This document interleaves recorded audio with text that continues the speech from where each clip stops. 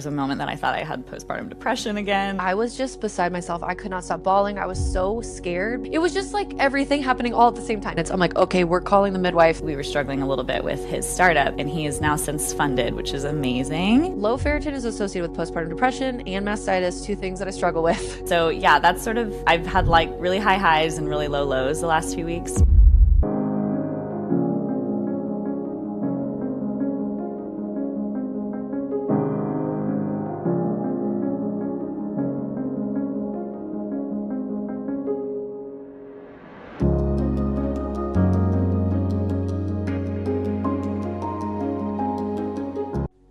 Welcome back to Healthy as a Mother. I am your co-host, Dr. Morgan McDermott, and this is the show for becoming and being a mother, where Dr. Leah and I share our natural women's health and motherhood guidance that you've been looking for through our fresh, functional, and balanced lens. And today is a big life update episode again, where we're just talking about our personal lives as mothers and working doctors, trying to figure out everything and what is our, unique personal sort of challenge or win that's happening in our lives. I'm recording this at 32 weeks pregnant. And so there's a lot of that for me in my experience. It's also like just a lot of, it's been a tidal wave. No, it's been a rip current. I decided to call it a rip current of in my personal life things going on. But the baby and I are fine health-wise. It's like, that's all good. And then with Leah, she's talking about how she's leveling up into this vision of herself that she's wanted and how it's taking a long time, but there are all these other pieces that are falling into place. But then specifically also the challenge of being a working mom and sometimes not really seeing the fruits of your labor. It's something that I definitely also can relate to. And then she's also specifically talking about being a fertility doctor and the just sort of how it can wear on you and your heart because she's such a caring person. So anyway, have a listen and you're going to get really all the nitty gritty details of how it works for us in our lives. Maybe it's not that interesting to you, but we love, just being able to share anything. So let's go ahead and dive in. Hi, everybody. We're back with a life update episode, which we just continually get feedback that you guys love. So here we go. I mean, it is nice and fun to just like talk about our lives. Yeah. And maybe it's a nice break from the heavy medical content as well. Or it just sounds like you're sitting in a living room with two friends, whatever it is that gets all of the feedback of why you guys like it. Here we are today, and we're going to do a little, what's been going on in our lives for each of us, starting with Leah first. And I mean, take it away. Let's go. I mean, it feels like it's mostly positive this time. I mean, well, there's definitely some struggles. It's like life, right? There's good and there's struggle. But yeah, I had one of my sister-in-law last time we did the life update. She's like, I love these episodes because I feel like I got to find out everything about you without having a phone call. And it's so funny because she's like, everyone would have learned about that in one time versus having to call everybody and tell them everything. She's like, we should all be doing this. Like, just record our life update every quarter and send it to everybody. Actually, that would be a good like record of your life. Could you imagine? Wes is kind of obsessed with that idea. He's always like, we should be just like randomly taking intakes, kind of doing that, honestly, doing like a big like quarter review and then storing them away for the kids to listen to at some point in the future if they ever wanted to. Oh my gosh, that's so sweet. I wish I would have done that more along our infertility journey because looking back, I just wish that we would have recorded the experience that we were in. There were so many really hard seasons, but once you pass through a hard season and you kind of healed the wounds and all the stuff, when you look back, you're like, it wasn't that bad, but like it was in the middle of it. And especially for if I ever write a book one day or want to share that story, I wish I had written it down or recorded it. Would have been even better. I mean, when I recorded Avia doing a little podcast the other day, that's kind of my intention with that, of capturing her at these like really cute seasons. But I wish we would have done that previously. So if you're young and on the early stage of your life, start doing quarterly updates. I think it's great. Yeah, because you also just really quick, one thing I want to say is like, you think you're going to remember. And I've had that experience so many times where I'm like, there's no way I'll ever forget this. There's just no way because it's like so big, so intense, so hard, such a struggle, whatever, It's like, but as time goes on, like you said, because if you heal some of that, it does just feel differently. I mean, that's the whole point of healing it, right? So it's not so open and raw. It's a good sign, I guess, in a way, but and then you're not able to like tap back in though exactly the same way. And so if there was some purpose or reason that you wanted to be able to understand that, or even like, Wes for me, because it's postpartum is hard for me, he was telling me this recently. He's like, I'm going to interview you every single day postpartum. And I'm going to Oh, record you like just quickly. But he's like, I'm going to yeah, record what's happening. What are you thinking? What are you feeling? He's like, because he's told me to do it in the past with other babies, but I'm not like interested in doing that in that moment because I feel yeah, so bad. I'm like what would be the point of this? Like da da da. Even if I, you know what I mean? Like you get yeah. angsty and you feel like no, like this is so messed up. Like I'm not recording. Like no, but he's like I'm gonna force you, and it probably will be helpful because then I could tap back into oh yeah, what is postpartum like? If for some people not always, like I know you really thrive in postpartum, but it's like that's another dynamic is just not feeling like you want to do it in those moments, but truly, I mean, you can delete it later if you want to, but Yeah. if you don't have it, you never have it. I wish I had done that along our infertility journey. I have almost zero footage of our infertility journey because I was never thinking, oh, here I am so sad and depressed and crying my eyes out. I'm going to Right. record this. Well, and it wasn't really that time. It wasn't really like No. as much, even just to share the openness of like how you felt about stuff. It kind of wasn't as like, not that it's a trend, but it's sort of more open and accepted now to be very vulnerable online and things. But it But also, was, it's weird when you're going through a hard thing to be vulnerable in that moment. They always say yes. not to share your open wounds, but to share your scars, like once you've healed. But in order to share it from a visual perspective, when I see videos of people where they have like the real raw footage, I'm like, in that moment, you were like, Yeah. I'm gonna record this so that I can share it later. That was never on my mind. I was just in the depths of the darkest places, and I would never be like, I need to record this. Like, I know. I'm kind of I like that didn't think too. about it, like that wasn't even a thought process of mine, and I would have never wanted that to even be. But now I want it because I have scars now, right? Like I would have Yeah. loved to share so that it could help other people and understand, where we were and how we've come so far and all of these things. But in the moment, it's really hard, which kind of piggybacks to the first point of my life update, which is just some of the struggle I've been dealing with, not necessarily personally, but with my patients and members in my membership. Because when you work in fertility, it can be really heavy sometimes. It can be really amazing sometimes. And there's really high highs and really low lows. And I don't think a lot of people think about the complexity of being a fertility doctor because it's sort of like being a cancer doctor. It's slightly different, but you're dealing with life and death. And it's something that's sort of out of our control. There are things in our control for sure, but then the ultimate decision of whether something lives or doesn't or makes it or not, is sort of out of our control, and you're doing the best that you can to make it happen. And then there's also the surrender piece, and I went through that with my own journey. But because I guide so many women along that journey, for the most part, there's a lot of positives. A lot of my patients are pregnant. A lot of the members in my membership are becoming pregnant, but there's some that aren't. There's some that have lost babies. There's some that are still not pregnant, and it's so heavy. So that has been weighing on me a little bit the last few weeks, and it's just hard. It's hard to have that emotional resilience over and over again because and I don't know if it hits me different because of my infertility journey where I feel like I work harder than maybe is appropriate for like boundaries and things like that because I just so desperately want the women in my circle to have a successful pregnancy and to become mothers. And so, I think I bend over backwards a little bit more than I should for the health of my own self because I want that for them so badly because I know what it's like to be in their shoes, which I guess someone could argue would make me a good doctor, but at the same time, it also maybe isn't the healthiest for me and my own personal boundaries.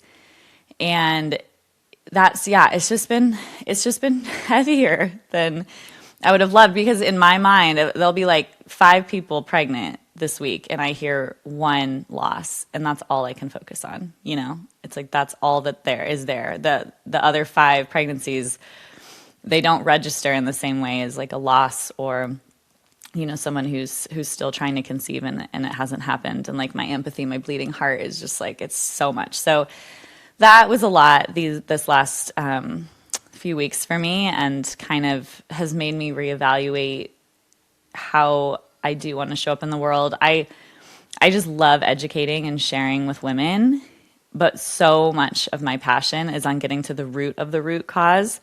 And when I see a person in front of me they are an organism and an entity. And I could say, okay, what's going on with you and your health and what's at the root of that, right? Whether it's a microbiome issue or a diet issue or autoimmunity or mental, emotional, whatever is going on at the root. But there's a root to the root, which for me, you know, you start to look at it from a societal and cultural perspective, because why is it that a woman is burned out at 36, working her ass off, not able to relax, and is stressed out of her mind, has autoimmune disease? Like, what is it about our culture? What is it about the situation that led her to that place in the first place? And how do we shift and change that, which is on a much bigger, larger scale upstream? And just a lot of my passion going there, because even though that person in front of me, you know, I can work on their root cause, I still feel like they're a berry on a tree. And I'm like trying to make that berry be as healthy as possible. But really, we just need to go back to the tree, back to the roots of the tree. And it's deeper than that, right? So it's been on my heart to like write a book or do something. I feel like we have to call out our society and the systems that are in play that are leading to this infertility epidemic and to this women's hormone imbalance epidemic that we're seeing, because it's not just the individual and their root causes that is the problem that needs to be fixed. Does that make sense? Yeah, yeah. And then you're trying to do all of that, and then you do, and you do it the best that you can. Obviously, there's going to be things that they can't change or won't change.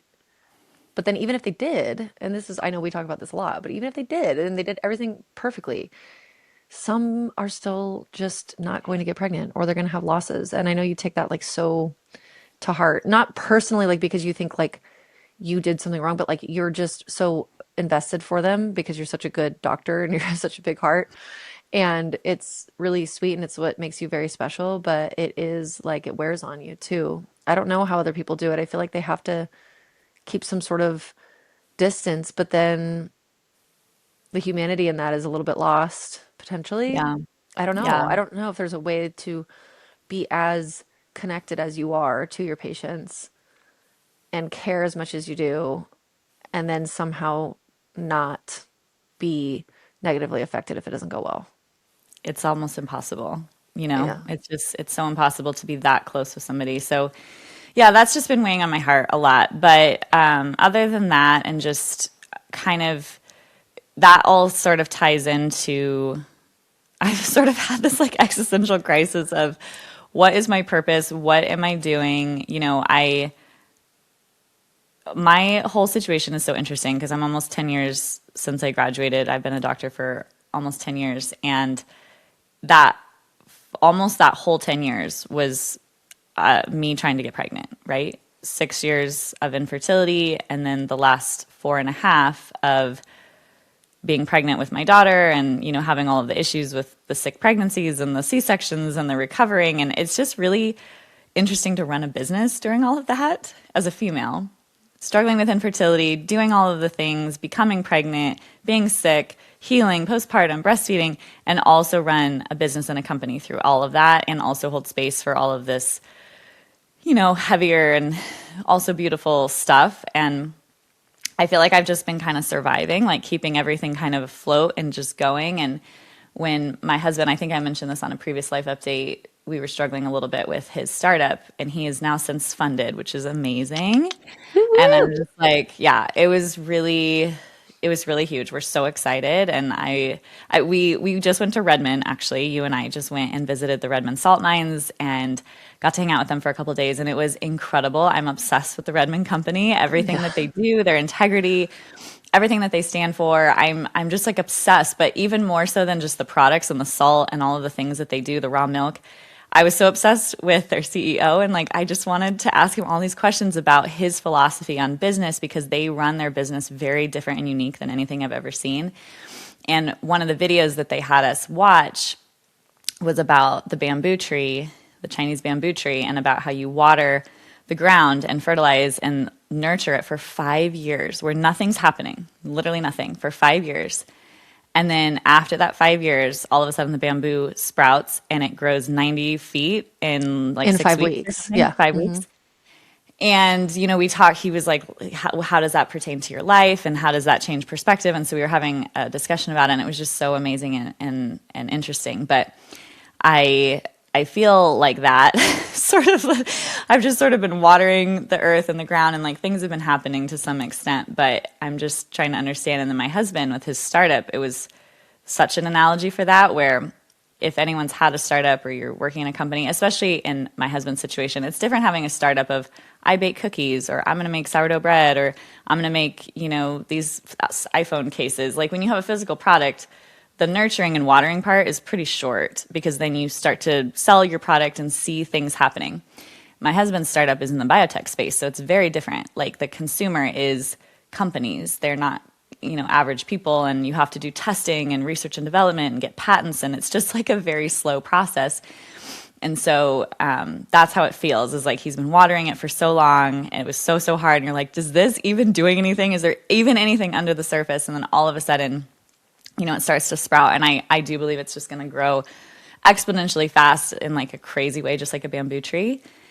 And that has been really helpful, but it's also brought in the ability for me to like reevaluate what it is that I'm doing, because it's been, a while that we've been in this season of just nurturing this company, and now I'm able to kind of pull back a little bit more and not feel like I'm as front and center in the workspace. But then that makes me ask questions like, what is it that I want? Because sometimes I want to spend more time with my kids and be able to pull back a little bit more, but also I love my work and the women that I get to support. And so that's sort of the season I've been in of who am I and what's happening and how do I show up and how do I impact that tree, right? As powerfully as I can.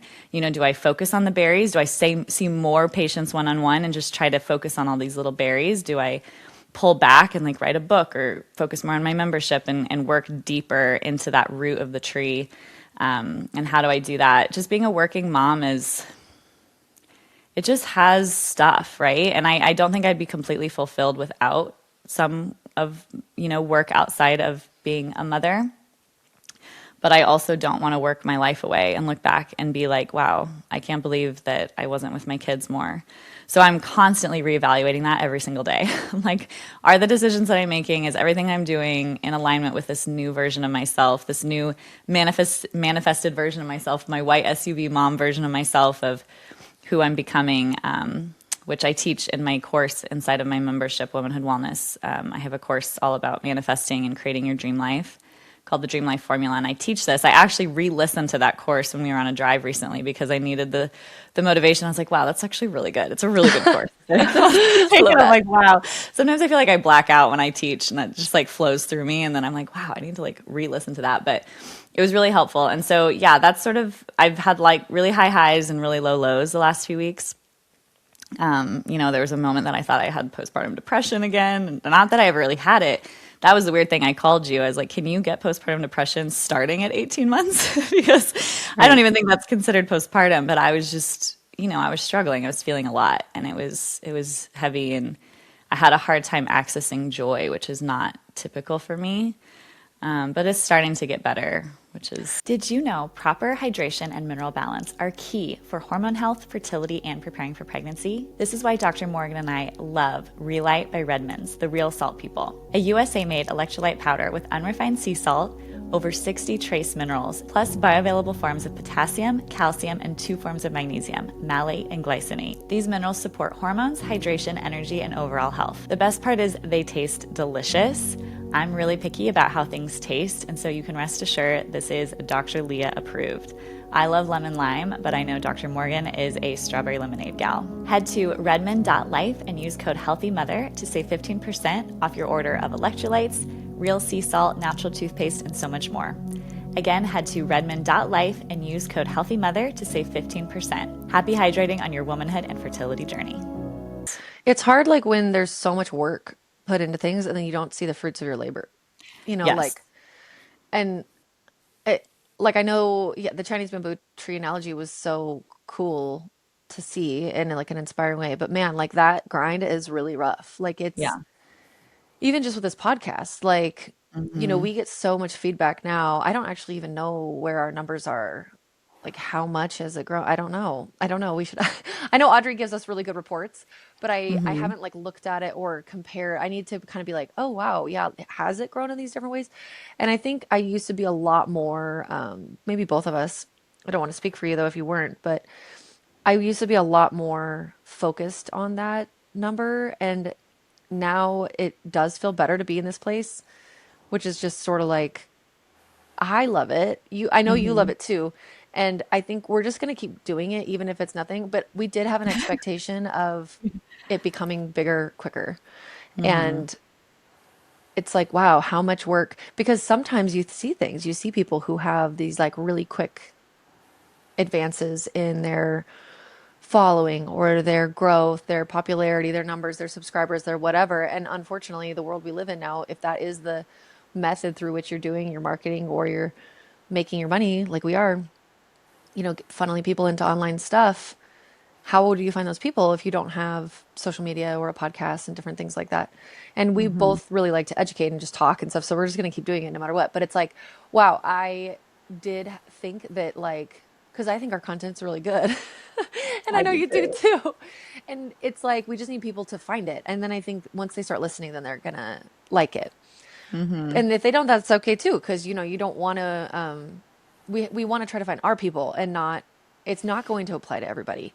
And Yeah. we also are not going to use those like divisive tactics that a lot of podcasts use to only talk about really inflammatory things and say crazy things that are going to have Hmm. clickbaity Hmm. clips and whatever. Like, it's just not, it's not us. It's not the way that we want to work. And we really want to talk about, actually, we're doing the exact opposite, which is to say, hey, this side over here is true, but also this side over here is true. And let's Hmm. talk about like the Venn diagram overlap piece of Yes. where they're both true. Like a lot of people don't really want to hear that necessarily, I know, but that's the but it's truth. true. And it's yeah, and actually they do want to hear it, I think. It's just that it doesn't make for a clickbaity, Yes, oh, they what's that? I do. have to listen to what those People girls said.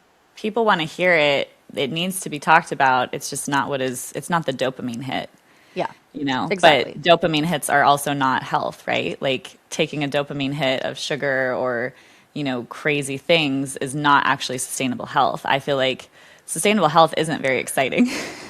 Yeah, but maybe Waking up we're and yeah, maybe we're more like the oxytocin. We're kind of like like it yeah, feels good in a different kind of way because they're like, oh, wow, yeah, that makes sense, a lot of sense. Those are yeah, the thoughts I've been thinking about this. Or, oh, I can see now how my neighbor or my sister or my whoever has that other differing opinion and where they're coming from in this. And then da da da, whatever. That's kind of like our goal.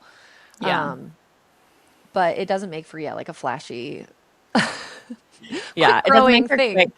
quick growth, quick, get rich quick. Not that we do this to get rich, but like that mentality of just, things that are moving fast. And so, yeah, that's kind of where I've been down is I'm like, okay, I'm putting all this effort out. I spend time away from my kids. Is it worth it? It would be like Hmm. if you left your children for a couple hours every day to go water the dirt Yeah. and there's nothing happening and everyone's like, what are you doing?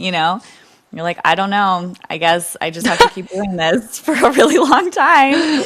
And one day, I guess something's going to sprout out and grow really fast. That's sort of been my husband and I's whole life because of our infertility journey. It felt the same way. With infertility, it feels like you're watering the dirt and you're putting so much effort out, so many things that you still have not reaped, the rewards of that effort. And it can be really hard to keep going. And it can be really hard to think this is worth it. This is going to turn into something. And it's easy once you have, once your bamboo has sprouted, as the analogy would be like having a baby, like in our situation, it's easy to look back and be like, you can do it, keep going, like it's going to happen. But when you're in the middle of it, it doesn't feel that way. And so work, to me, like everyone has their growth edge, right? I believe we come here as souls to learn and grow, and that there is no easy route. We can love our life and be grateful for it and find happiness and joy even in the struggle, but no one comes here without struggle. There will not be any person that does not have something that challenges them, in my opinion. It's just that comes in different containers. For some people, it's a health issue. For some people, it's a parenting issue. Maybe it's their parents or a person in their life, or it's a work thing or a friend thing, a relationship thing. Maybe it's a personal, development. Maybe it's with addiction, like whatever. Like everyone has their growth edge. we've talked about this, like I feel like for you, parenting and like just parenting in general is more of a growth edge. For me, business tends to be the thing. I mean, for infertility for sure was a huge growth edge for me. It like brought me closer to just myself, and it is what made me pursue therapy and pursue, the dark night of the soul growth stuff. But business is that other piece that isn't for some people. I look at other people, and this is where they say comparison is the root of all evil. When I look at some people, just like maybe someone does who gets pregnant on the first try, okay, you just get pregnant. That's so unfair. But then how could we say, well, maybe that's not their growth edge. Maybe that's not their growth container. Maybe my growth container is this practice of surrendering and working really hard every single day, watering the dirt, trying all of the things, because with that, it builds character. It builds, or I don't even think it builds character. I feel like things chisel away. I feel like we are like the core that has a shell, like a plaster shell around us, and that hardship chisels that shell away to reveal more of who we really Oh are. my God, is it? I was gonna say Michelangelo. It's not Michelangelo. Who is the famous sculptor? Maybe. I Is it don't know. Michelangelo? Oh my Maybe. gosh, I'm gonna Yeah, but look it up. I was telling this to my sister the other day. Is like I actually don't think that hard things build character. I think we are who we Oh, it is. It are. is Michelangelo. Wow, look at Is me. it? Yeah. And that hard stuff chisels away that outer shell to reveal more of who we are. Which is why some people, when, put in the same hardship situation, they handle it differently, right? It's not like every person who has this hardship becomes like an inspirational speaker who goes and changes the world. Like everyone handles things differently, but I just think it's a beautiful thing. It's hard to hear that in the moment when you're struggling, but I have acknowledged like relationships are not my growth edge. I tend for the most part to not have struggle in that department of my life, which I'm very grateful for. And my husband as well. Like that's just not where it is. For business it is, and for becoming a mother it is. And so, yeah, I'm just sitting deep in my, in my growth containers of what is next, like what is this next lesson that I meant to learn. And that's kind of where I'm at from like a logistical perspective. My son has still been struggling with sleep a little bit. He was better last night. I came home. I hadn't Good. nursed him. We left for Redmond for almost 3 days, and that was the first time he'd been away from me and not nursing ever. He's 18 months, and that was tricky. The pumping whole situation. If you guys watch those stories, Morgan Okay. does not approve of my pumping. The amount of feedback of comments that I got back on that was so funny, you guys. Leah pumps one boob at a time, doesn't even own another flange or set of tubing or anything to connect to the pump, and just like sits there. Although you sometimes would put the hawk on the other side, you are making so much milk still, Leah. Like, No. so he is drinking so much.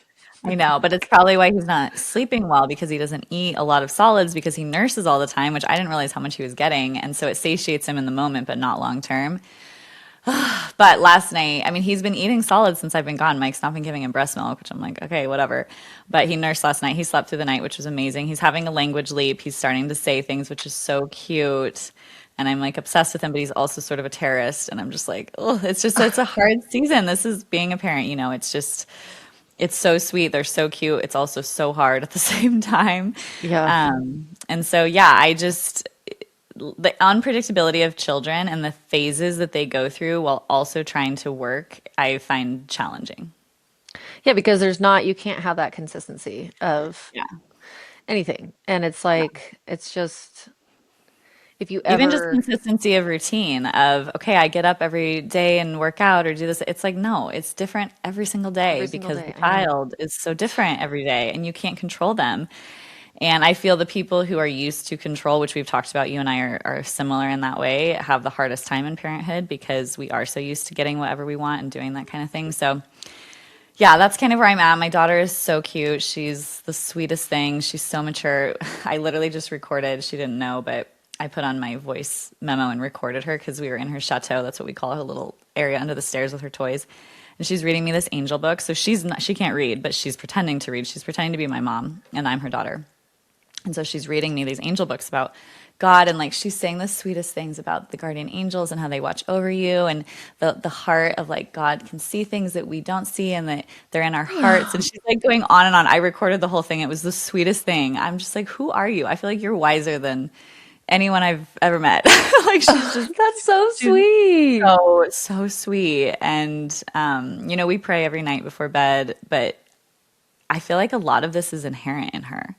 Yeah. Like I don't Yeah. necessarily say a lot of that to her all the time. I mean, she picks up on it here and there, but she's just so sweet. So that's really sweet. My personal life with my husband is going very well. Good. You know, And like, you're working out a lot and you're looking awesome. Not that you didn't look awesome thanks. before, but I just know how hard you're working on getting your ab strength back and, post C-section and it just feeling like it's taken a really long time, but you look awesome. Like I can see your Yeah. obliques and your cute little crop tops. And Yes. I just have to say, kudos to you and your cute new style of being a white SUV mom. Like I really recognize all the things that you're doing Oh and my you're gosh. very cute. Thank you. Well, that's how like the dream life formula works, like I do what I teach. Like I practice what I preach. So when I teach in that class, what your dream life is, who that person is. So, it's what is your dream and then who is the person in that dream? Who does that person have to become to hold that dream, to hold that life that you're imagining? You have to change your identity and you have to change who you are. And it starts with knowing who that person is and then taking steps every day to become that. So in the morning when I wake up, I imagine literally my husband selling his startup and we're doing very well financially. I'm a white SUV mom. Like there's no stress. I'm like, what do I wear? How do I act? What do I do? And I teach this to my fertility patients. I'm like, imagine you are pregnant. You stand up that morning walking with the pregnant belly. How do you talk to yourself? What do you eat? What do you say no to? What do you say yes to? What actions do you take? Because as soon as someone's pregnant, it all changes, Mm-hmm. right? It's because your identity changed. Your identity is now I'm a pregnant person. But you can change that identity before you become pregnant, and you're basically practicing. You're practicing for the role that you want. And it's powerful. And what happens is your cells respond to that, your neuroplasticity changes, and things rearrange in your environment that make it happen because you're basically saying, this is who I am now. And then things rearrange to make it happen. It's powerful. It's like magic. It's so cool. So I appreciate you recognizing that because I do work Yes, at it really hard. you're doing Thanks. great with that. Thank you. But that's my update. And yeah, kind of like positive and heavy Flux. stuff. It's But like a lot of flux, and being in a transition yeah, sucks always, I feel.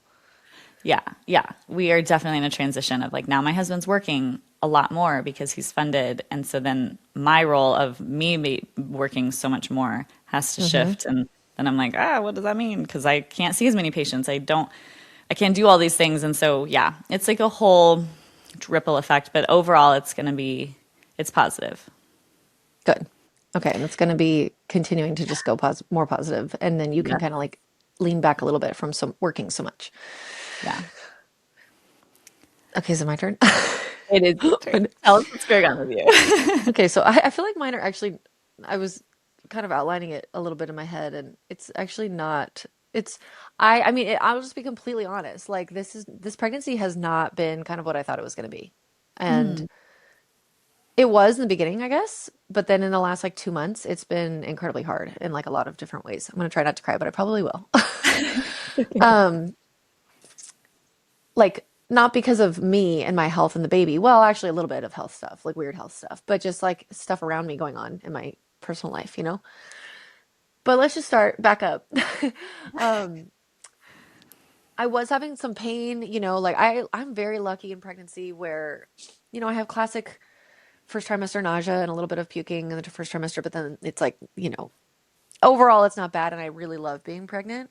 I did have some hip stuff and I was having weird bee sting reactions, but I did get a full body bee suit and I have to go out there tomorrow, either today or tomorrow, but I don't think I have to go back out there again at any Because you point in got the pregnancy. stung. Like people maybe don't know this. You got Oh yeah, stung by sorry, I bees. got stung by the bees, which like happens. So I have a bee suit that's like a torso and head and gloves. And then I wear thick sweatpants and I wear thick socks and tennis shoes. And it like had not been a problem, but they got really, really mad one time. a couple months ago it's been now. And it was my fault.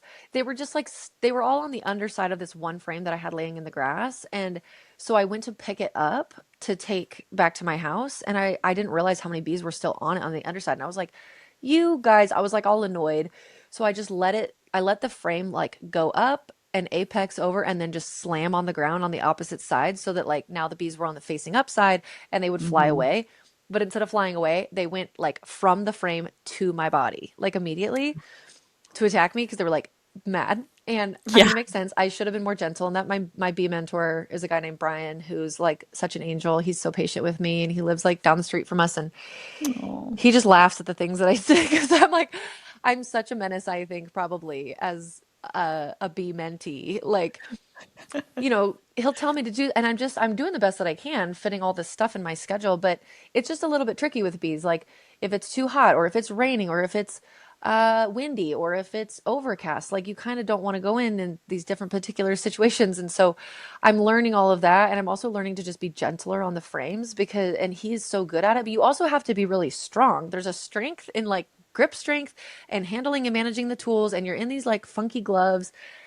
And so anyway, I've just like made many mistakes, and he's really nice the way that he has been. But anyways, I got stung a lot in my ankle, like 3 or 4 times in my ankle and a couple in my butt in that one instance.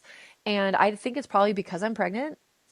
I'm having they're called large localized reactions. It's like a big welt forms underneath your skin, like as if you got hit by a baseball or something like that. Like it's a huge swelling, and it takes days to peak in its intensity. So it's like it gets worse and worse and worse over the course of the first like 3 days.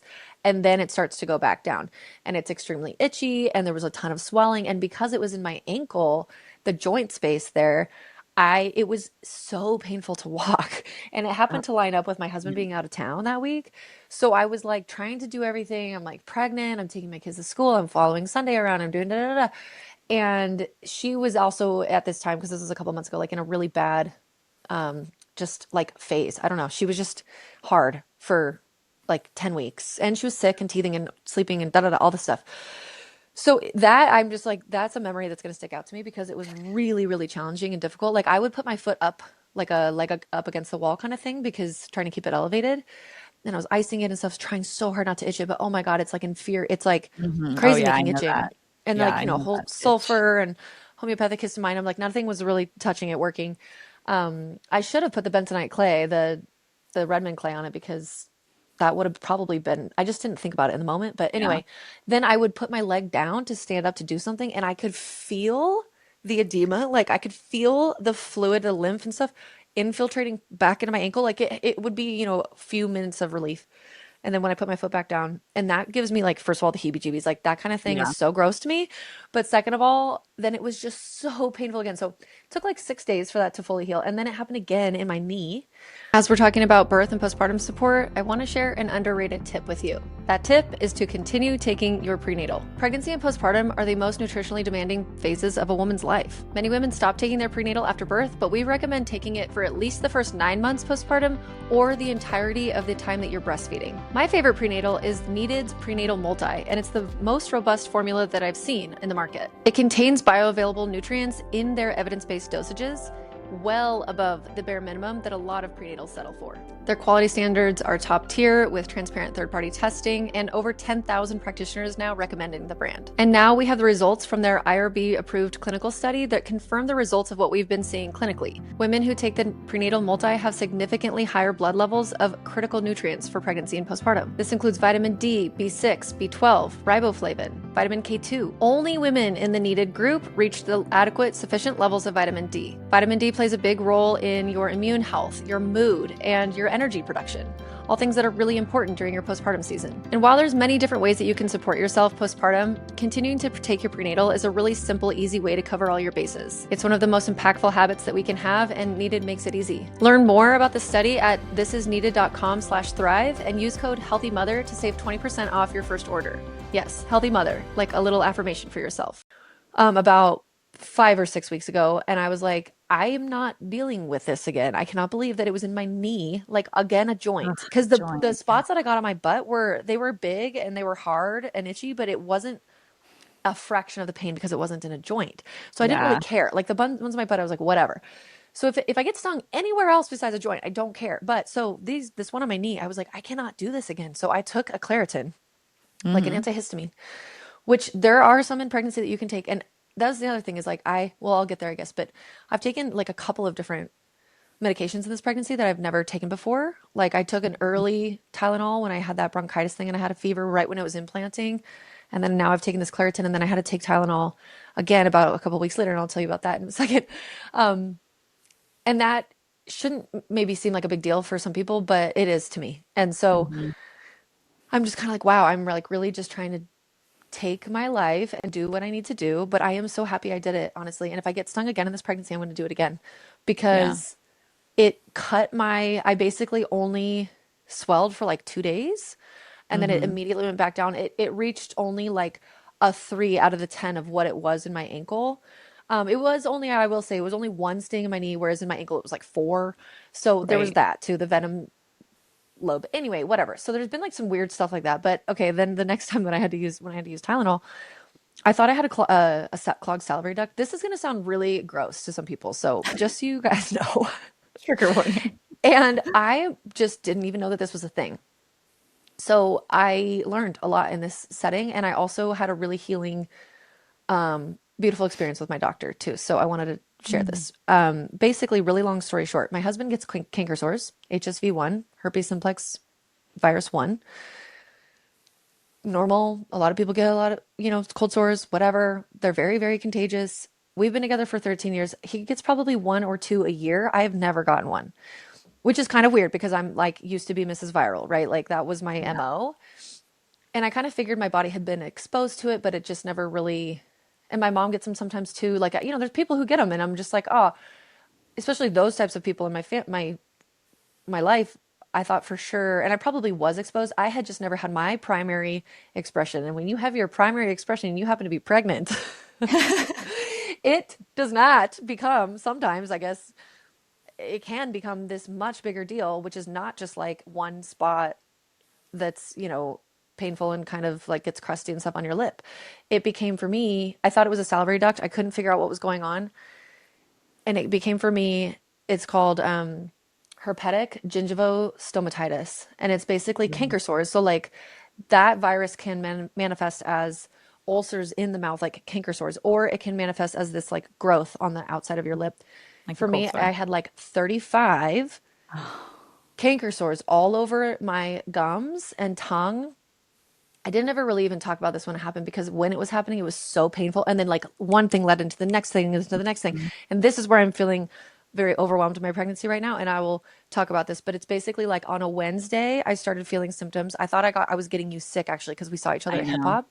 Thought I was getting COVID or the flu. I started having chills and I was Yeah. getting a fever and I was like, oh no. And I felt so lucky because we made it through this winter without getting influenza A or B. And like, they were really bad this year for a lot of people. Mhm. It's like knock on wood, like we never got it. And I was really excited because I was pregnant. I just didn't want to deal with that, anyway.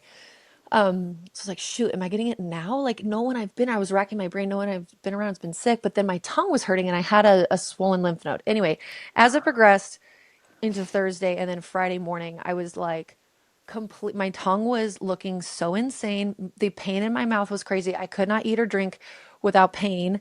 I was just drinking smoothies and it didn't let up until like Monday. So all through that whole weekend, I was just drinking smoothies, kind of freaking out about my protein intake and just being like, this baby's going to be okay. Like sometimes things happen, like really trying to calm myself down about it, but feeling Mhm. really badly. And I was also worried that it was CMV, cytomegalovirus, which if you get your first expression of cytomegalovirus in the first trimester, it can cause birth defects. I know that I have antibodies for cytomegalovirus. I've seen them on a panel before when I did all my Lyme testing. So that wasn't the case for me. It wasn't my primary expression. And I was in my third trimester when this is happening. So it's like the chances of it affecting the baby are low, but I was just beside myself. I could not stop bawling. I was so scared because I Mhm. didn't know what it was. I didn't understand what it was. And if Yeah. you don't know what it is, how are you going to treat it? It's Yeah. like nothing I've ever experienced before. And so anyway, I did have to take Tylenol at some point in that process because I was like, I can't have a 101 fever. Like I'm not doing this, So, and Mhm. it didn't even really work. I don't know. And it didn't take away any of my pain. So that was kind of annoying, but I tried. Anyways, I contacted my doctor, and she is an absolute earth angel. And I really felt guilty about pushing the boundaries of our relationship because it was a Friday. She wasn't even working. But sometimes, like, people just show up in ways when you really need them. And I think that Mm. that is gonna make me cry because it was exactly what I needed. I knew if I went to urgent care or if I went somewhere else, they weren't going to understand like me and my particular body. Because I was like, is this a Lyme thing again? Is this EBV? My neck, oh, my neck was completely visibly swollen with lymph nodes Oh, and just big, huge, knotty lymph nodes like everywhere. And I was just like, what the heck is going on? And is this going to affect my baby? And it's like, I just knew no one else was going to be able to help me really besides her. And she has this machine too, which she uses, which I know sounds totally woo woo and bonkers, bananas, crazy, but it's not. It's so cool. I don't know how else to tell you guys. You're just gonna have to trust me on that one.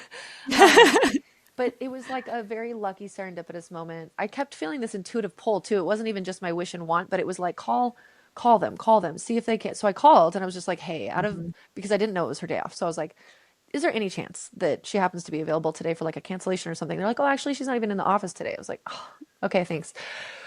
Bye, like whatever. So I worked up the courage to text her and she called me back immediately and was just like nothing but helpful. And so she met me at her office. She treated me for like an hour and a half. Mm. She gave me all of these different things. She diagnosed it as HSV1 because even on the phone, and I was explaining it to her, she was like, that does kind of sound like cytomegalovirus, or it kind of sounds like HSV1. And I was like, oh my God, my husband has a canker or a cold sore right now. Because Yeah. we had just gotten back from a wedding, which was so fun. But travel is just inherently stressful. Mhm. But the wedding was Yeah. like extremely fun. So it's like we got back from the wedding that Wednesday, started having symptoms. This is on a Friday now.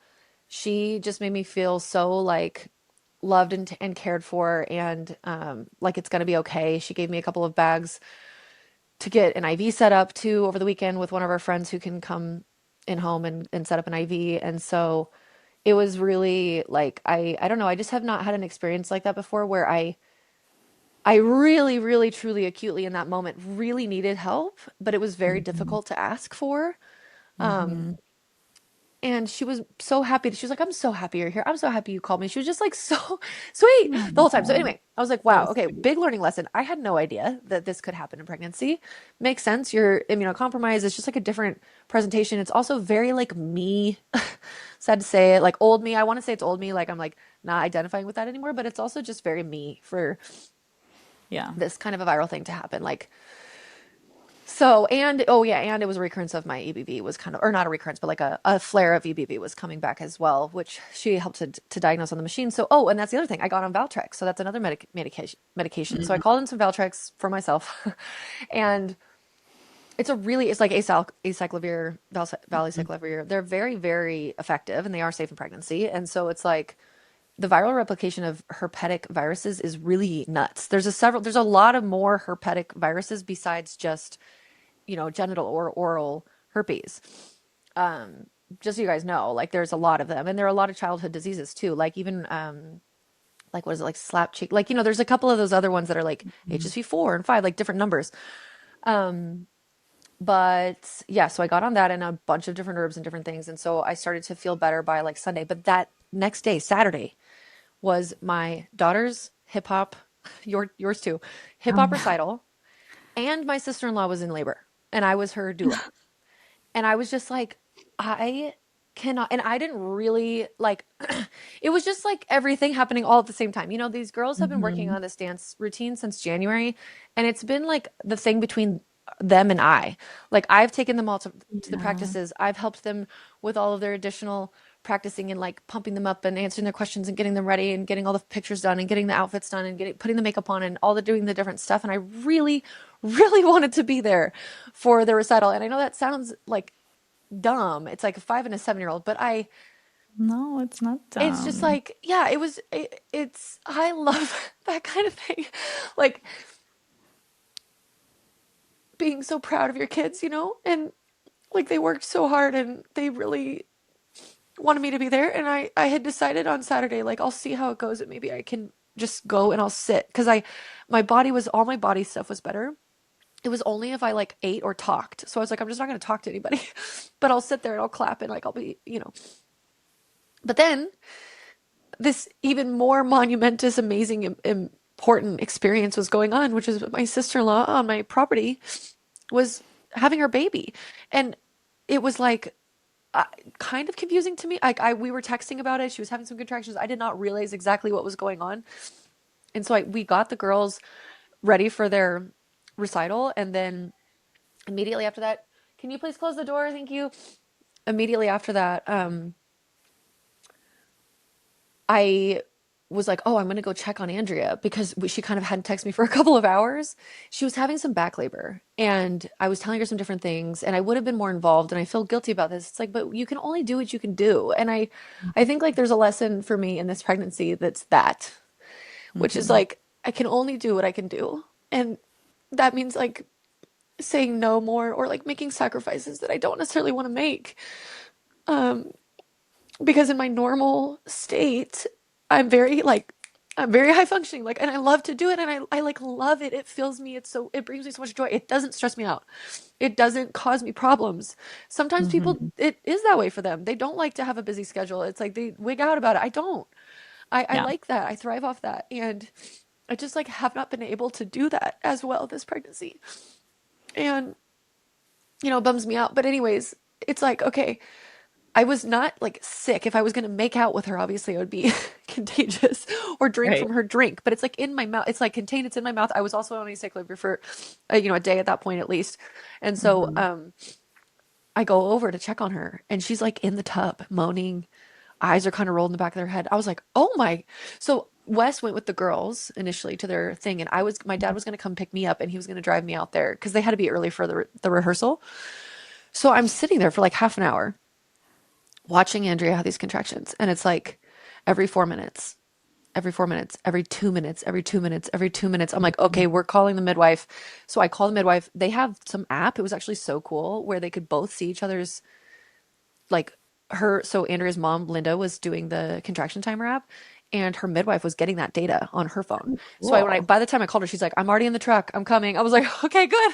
Get here because this is happening. Like all of a sudden out of nowhere, I was like, oh my gosh. So I like run back to my house. I grab my doula bag. I like talk to my family. I'm like, okay, you guys, I think she's having this baby like right now. I don't know. Like when my dad gets here, I'm talking to my nanny because she was there to watch Sunday because there was no way on this beautiful green earth that we were going to take Sunday to that recital. She would have ruined it for everyone. It's like she's just the craziest little girl in the whole world. Anyway, I love her, but holy crap, I'm like hoping that this next baby is a little bit calmer. Um, so anyway, my our nanny Summer's there, and I'm like, oh, the other thing, Summer moved in to our house this weekend. Oh So yeah. she moved into Laurel's casita, my mother-in-law's casita, and we're doing a trade for childcare, and it's like such a blessing. It's an amazing thing, but it was just like there was all this other coordination going on with the air conditioning unit of that casita stopped working. So and for some reason I was the head person and organizing all of this. So I'm like texting the HVAC guy and I'm like getting everything done and da da da. And Oh it's like she's trying to God. get in there and it's like hot. And so then Wes was moving the window unit in and anyway, whatever. So I like run back to my house, I get the stuff. I tell Summer, I'm like, when my dad gets here, just tell him that I'm trying to figure out if I'm coming to this recital or not, because I don't think so. I think she's having this baby right now. And so, which is obviously way more important. And there was a piece of me that was bummed, but it was like a 5 second piece of me because I was like, there's no comparison here. Like somebody's Hmm. bringing a baby into the world, like the 5 and 7 year old hip hop. Like, okay, I did mourn it earlier though when I was like, am I just not going because my mouth hurts? But anyway, it all put it in perspective. So I come back to the house, and by the time I came back to the house, I mean, I literally have been gone like 8 minutes. She's making pushing sounds. And I'm like, oh my gosh, okay. So we're like all in there. We had the kids in there. And then it was like, I mean, we thought this baby is coming out like right now. She's pushing. She's a third time mom. Yes, there was a 10-year gap between her next youngest kid, but her births have been very easy, like streamlined vaginal births. And so this was her first home birth, but it was all just like going really smoothly. But she was feeling everything in her back still. And I was like, oh crap. Okay. Like, whatever. And she proceeded to push for 3.5 hours and did every which way thing possible underneath the sun. And it was just like, wow, I mean, we tried everything. That baby was the most stuck baby. And that happens sometimes.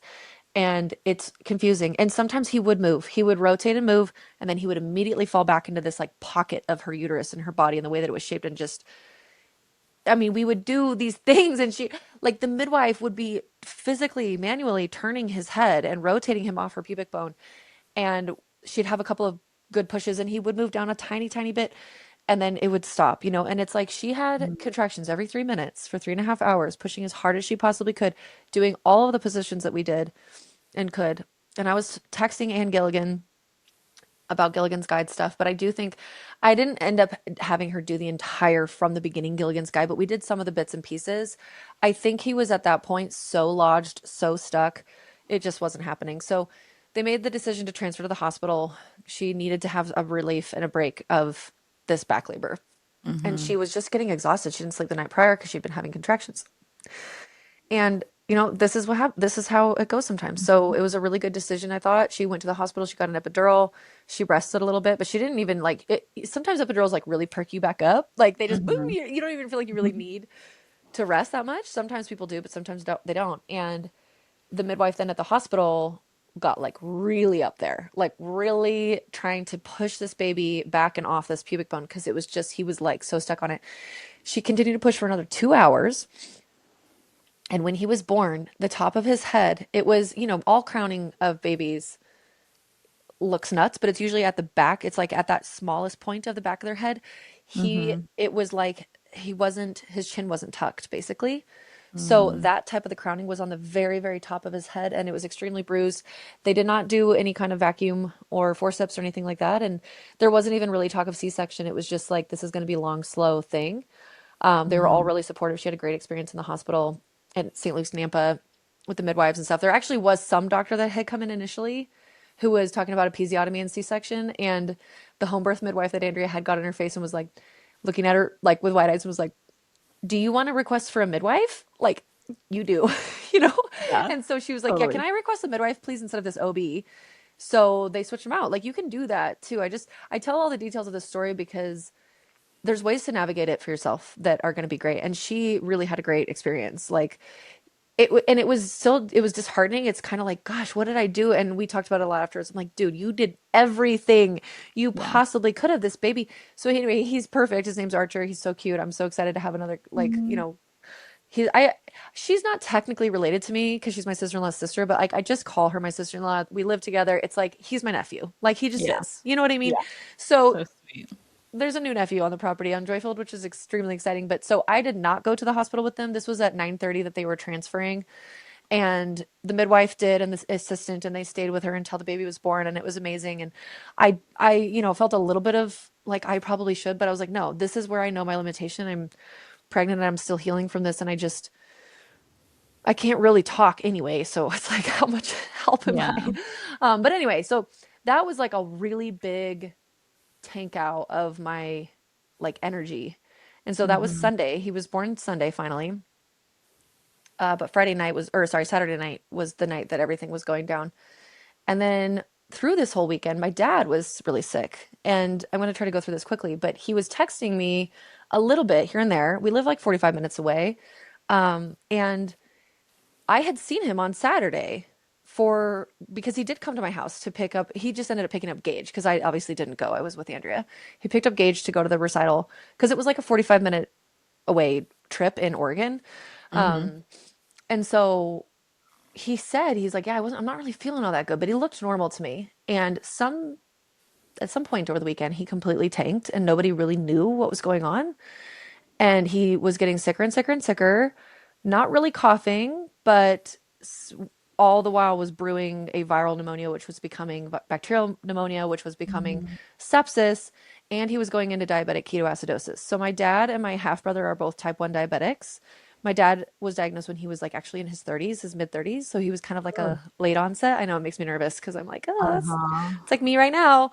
Uh-huh. Um, and then my brother, though, was like 14, you know, Mhm. kind of a more classic juvenile onset. But so my dad had made a couple comments. He's like, my blood sugar's just so high. It's so high. But I didn't really know what that meant. I wasn't asking questions. I should have. I was just not in the headspace. I was trying to like Yeah, survive. you're so Everything was sweet. going on. And my parents don't live in this, they're going through a divorce. And so he's alone now. And anyways, he had mentioned the story of falling down to me, and he was very casual about his telling me about the story. And I was like, Dad, go to urgent care like today. I Hmm. thought we were under the understanding that he was going on Tuesday. He did not go Tuesday. So by Tuesday night, I was like, what did the doctor say? He's like, I didn't go. It's like, I was furious. I was like, okay. So Wednesday morning rolls around and I'm like badgering him, texting him, calling him, go to urgent care, blah, blah, blah. Anyway, he finally does at like 1 o'clock, takes a sweet time because he wasn't in a normal mental state because diabetic ketoacidosis is bad shit. And you can die just from that. And then he's also having this huge infection going on, and it's just contributing to a lot of like cognitive like fog where he's not having clarity to be like, wow, I'm really, really sick. So he goes to the urgent care and they ambulanced him to the emergency room because he was so sick. He spent 3 or 4 nights in ICU, 10 or 11 days in the the hospital, total. And now he's moved in with us because he's going to be on a long recovery plan of, um, it's not like he's moved in with us forever. It's just that he can't go back to Yeah. his house with stairs. He can't go back. He's on oxygen. He's going to be on oxygen for a couple of months. I don't exactly know what the long-term plan is. I'm grateful that I live here because my brothers live in other places, and so I can be helpful. And my mom was extremely helpful with him in the hospital and was there every day. But, I understand their own little thing. It's like, okay, he's coming here. He's not going to go to her house. Like, it just Hmm. is what it is. So we've moved Gage upstairs. We've moved my dad into Gage's room. Summer had just moved into the casita. Otherwise, it would have been a great place for him to go, but she had just moved in. But actually, it wouldn't be because it's still too far away. Like I need him in the Yeah. house so I can monitor him Yeah. and watch him. So his recovery is just going really slowly, but it's just been like a lot of stuff going on. Simultaneously during this time, Caper, our puppy, got a cheatgrass thing lodged in her paw and had to have a surgery. And then now we're just sort of realizing that we're dealing with this. Like she sort of has that same paw. She has like so many big red swollen mounds in her paws from these freaking cheatgrass seeds. If you guys don't know what I'm talking about, they look like a foxtail, but they're not.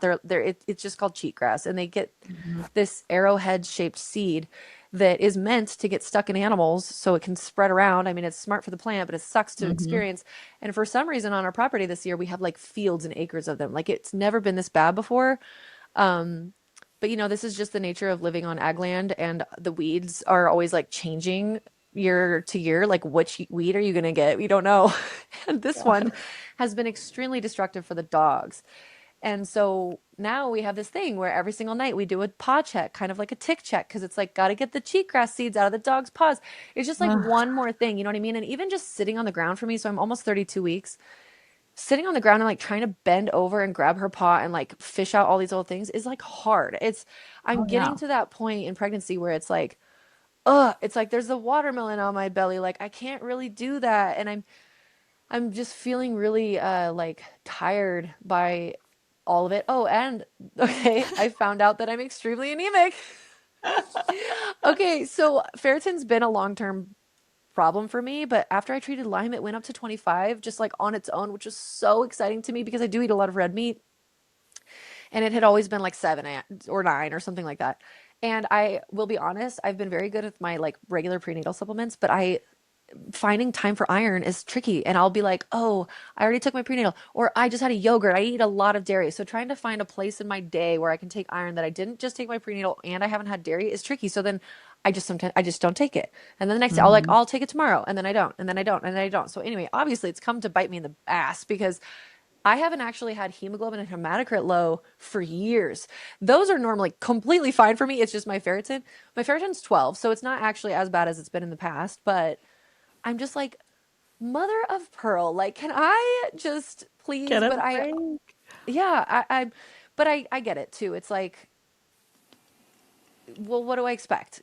What do I expect Hmm. when I'm not taking something that for my body actually is really, really important? So I'll report back on how this goes.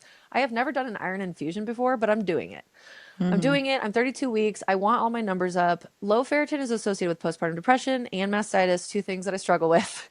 That Hmm. probably there is a component of my low ferritin that's contributed to both of those manifestations in my postpartums in the past. And I don't want to do it. I don't want to do it. Yeah. And I know that iron infusions are controversial. They have their ups and downs, but I do not think I have time with oral supplementation on its own. to get it up to where I think that it would be optimal. I will continue, but I was reading a lot of different studies about iron infusions, and the great success rate for a lot of people with increasing ferritin rapidly. And it's really tough to move ferritin sometimes in Hmm. some people. So anyway, I'll report back on how that goes for me if it works and what people think. But yeah, so I've just been kind of like, okay, all right, dealing with Yeah. this. Okay, okay. One thing And then after another. Oh what'd you my say? goodness. It's like one thing after another. You just like Yeah. can't catch a Yeah, break. and then I'm like trying to be grateful for this pregnancy because I mean, I know people are they're annoyed, but it is my last it's my last planned pregnancy. Okay, I will not be planning. Wes is gonna be 45 in September. Like, you have to be done at some point. And I know people are like, "Oh, he's manic. You can go much later." I go for it. To each his own, but not for us. We're done. We're like, Hmm. there could be an accident or something like that because I mean, that has happened to us, and it would be great. It would be fine, but it won't be like intentional. So I'm like, okay, this is my last pregnancy. She moves so much. She's so fun. She's so like, I'm connecting with her a little bit more in that way, but I'm also like feeling really nervous. It's all coming so quickly. I'm 32 weeks, like 8 weeks. Like, I am not ready for a newborn in 8 weeks, especially if my life continues on the trajectory that it has been in the last little bit where it's just craziness and craziness and craziness. And it's what's what's frustrating too is that like beeped into all of these crazy things have been these really fun things. Like, I went on a girls' Hmm. trip to McCall with my like Boise high school girls, who we are just like a big group of sisters, and it was so fun, and it was such a like very emotional, intimate, like loving. We're just really grateful for each other. It was that was like kind of the vibe of the whole weekend. It was so, whereas sometimes in the past when we get to all together, it's like crazy, like partying fun and whatever. But Hmm. no, this time it was just like us really reflecting on how much we love each other, and it was really amazing and sweet. And then now you and I just went to Redmond to Utah, and it was so fun. And it was I so, know. I mean, I know we were both completely blown away, but like, I had no idea, no Hmm. idea what we were walking into or getting ourselves into. And everybody was just extremely friendly and over the top and treated us so well. But then the production of Redmond salt is, I, you kind of have to be invited to go on the mine tours, which makes sense because otherwise they would be like a constant thing. But I do wish everybody could see that at some point because it was Hmm. the coolest thing to see and to hear how they process it. I mean, they don't. They scrape it off Yeah. the wall and crush it up, and then they run it through a metal detector to pull out any metals if there is any, and then they just put it in the bottle. And it's Yeah. like miles and miles of solid salt. There's not dirt. There's no dirt anywhere. There's no dirt on it. There's no dirt anywhere. It is solid salt for what were we, 700 feet deep? Yeah. And then they said that total there's 26 miles or 28 miles of mine that they've already excavated out, but that they have salt for like 150 years, even at the rates that they're excavating it out now. It's like a perfect situation where a sea dried up. It was a very, very salt concentrated sea like the Dead Sea, but even more salt. It dried up right there. And then there was a volcano that went off at some point somewhere where all this volcanic ash came and laid on the top of the soil so that it created this big clay deposit from the volcanic ash so that rain didn't erode the mine. Like, Yeah. it's so cool. It's such a like beautiful, perfect. And then the tectonic plates moving together pushed up this one section of the mine. There's probably salt. It's probably even bigger, but all that they can see and have access to just was like pushed it up to the surface. And so they found it in the 50s because these two brothers that were farmers noticed the animals like it seemed like they were eating the dirt, and they were like all around it, and they were like licking the dirt and stuff, and then they figured they were like, oh, that's salt, because it had, literally had pushed it up all the way to the surface. So they had a drought one year, and they were like not making as much on their cattle and things because they couldn't grow the grass and blah blah blah. So then they decided, these two brothers, okay, well, why don't we just like dig out some of the salt and we'll sell that to make it through this year. And that's literally the beginning of Redmond Salt. Is like I know. It's they just so kept going. cool. And it was just so cool. And like you said about the CEO, we're gonna have him on the podcast because what an interesting guy. Like, what a very brilliant mind in such a in all kinds of ways. Almost anything that you could normally you would expect somebody to have like a quote unquote normal or like common thought about. Rhett, I don't actually even know his last name. Rhett has a different perspective on it. Yeah. And the way that he runs the company is really seen in that. So that was so much fun though. It was like so awesome to just like putz around town with you, and do Yeah. everything like that. But it's like also these things are kind of like there's just a lot of busyness too, which I wish I wasn't so busy in between so that it felt a little bit calmer overall, but I still have a lot of work goals too that I'm trying to get done because I know I'm not going to be doing anything once a baby's born. So Yeah. there's a lot going on in my head of my physical life is actually like fine. Like taking care of my dad is not hard. It's just giving him his meds, checking his blood sugar, his O2, like, making him food and stuff. It's not hard. It's like whatever. And he's not in any kind of like woods anymore. He was. And that was really scary. And I don't think that we all really understood how close to dying he actually was.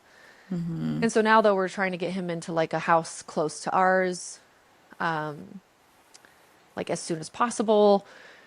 And, there's just the logistics of that, of like having an older parent. And when they have these kind of complicated things that are not just only for the pneumonia recovery. Oh yeah, his lung collapsed. I mean, there was a lot of complications that happened in the hospital. But anyway, like not because of the hospital, but because of just how sick he had been. Yeah. But it's like the diabetes aspect of this though is scary because like he's had a couple of low events in the middle of the night while we were gone in Redmond actually. So Wes had to and he just jumped in and took care of everything and he's like so capable and amazing. But it's like getting low blood sugar is very scary for a Hmm. diabetic. Obviously, rocking high numbers too for several days in the 500s, 600s, you go into diabetic ketoacidosis, not good either, but much you would choose that over going too Hmm. low. And so we're not out of the woods with that. It's all been very difficult to manage because infection changes insulin resistance and he's been on some steroids. He's off those now, but that changes insulin resistance. So it's like everything that he used to know for how to manage it is not working.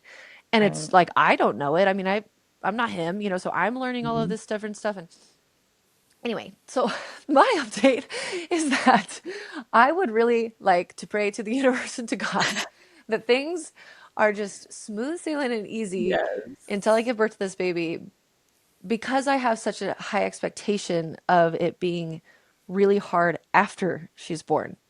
And it feels like it's Hmm. been really hard now. And I'm like, okay, okay. Maybe you'll be Like, blessed with an easier postpartum. I know. I'm definitely down to hold on to that energy and just think to myself, like, maybe it could be really different, or maybe it'll just be like Savi's. Like, Savi's postpartum was so, I still did have to get her released, and like, she still had like a little bit of breastfeeding issues, but overall, it was like literally bliss. It was just a little blip on the radar of like 4 days of breastfeeding problems. And then it just kept getting better. And she was gaining so much weight that my mindset was very at ease. Hmm. Because when you have a baby that's struggling to gain weight, it is just the most stressful thing in the entire world. And you're like trying to figure it out. And then you're in pain, you're feeding them more and blah, blah, blah. Anyway. And yeah, there's so many things, but I am going to try to like hold that in my head of this is how it's going to be. It's going to be really fun. I'm excited to have a summer baby. I've never had a summer baby. It'll be really sweet to be like outside with her, like just sitting in a Hmm. chair when she's little and feeling warm and stuff and not being in the winter. So there's so many benefits and positives, but if I'm just being completely honest, it's been like a tidal wave, it feels of, or like Yeah. a rip current. Like I'm trying to come back and then it's like, boom. And I'm trying Yeah. to come back and then it's like pulling me out to sea. And I'm handling it as best as I can. But I definitely have had some moments of being like, okay, this is like the most stress that I've felt in a really long time. Like I haven't been like stressed really. And here it is. I can feel it. Like I remember this from school. Hmm. Um, and it's, yeah, I do have a new therapist though, who's been really awesome. I'm super excited about her. My other one was fine too, but she just like works in a very specific type of counseling and therapy, the family systems and the parts work. And this other Hmm. lady is like more specific to some other parts of my life that I'm just like getting a lot out of her sessions already. Great. And so I have, and then of course, like I have all the friends and the support and then Wes and stuff. So I'm going to be fine. It's going to all be good. It's just that, Hmm. uh, yeah, it would be nice if like 3 or 4 days in a row could pass without anything like crazy happening. So we're gonna pray for you for Thank you. Thank you. some peace and calm. Yeah. Well, we're both in a cluster, but Yeah. hopefully things will start to improve and we'll have a big positive, happy summer. And I hope everybody listening has the same. And thank you for sharing. Yeah, thanks. Thanks for listening, guys. Sorry, sometimes it's just kind of like boom, bada boom, boom, boom. But this is how life goes sometimes. So we like to share, but it's also really therapeutic to just like talk about it for Yeah, me. this is really for us. Yeah. These episodes are Yeah. basically our therapy. Sorry if you don't like it. This has been Yeah, turn it off if you don't like it. It's fine. But awesome. anyways. Okay, well, till next time. The next life update that we'll have, I'll probably have a newborn. Yeah. Yeah. All right. Okay, See ya. see ya. Did you guys know that we have a merch store where you can buy Healthy as a Mother products that say Healthy as a Mother, or they say other little motherhood phrases that are fun? We have some sweaters, some mugs, hats, bags, tank tops, a few different things, and we're always sort of dripping new things in there as we come up with different designs. And it's just fun, it's cool, it's kitschy. There's there's a hat that says Fun Mom, and my favorite item is the cropped black sweater that says Healthy as a Mother a couple of different times in a line, because it's the softest material you're ever going to feel in your entire life. So get on it, check it out. The link is in the show notes here. It would be a big support to us in the podcast. And also, it's just kind of a funny little phrase and saying. So go ahead and check that out if you haven't yet. In order for others to hear this information, please leave a review with Apple Podcasts, subscribe, and share with a friend who would benefit from this content. Please remember that the views and ideas from this podcast are for informational purposes only and are not intended to be a substitute for medical care of any kind, including the diagnosis and treatment of any disease. Consult with your provider before integrating any of this information into your own healthcare plan. A healthier future starts now, and it starts with you.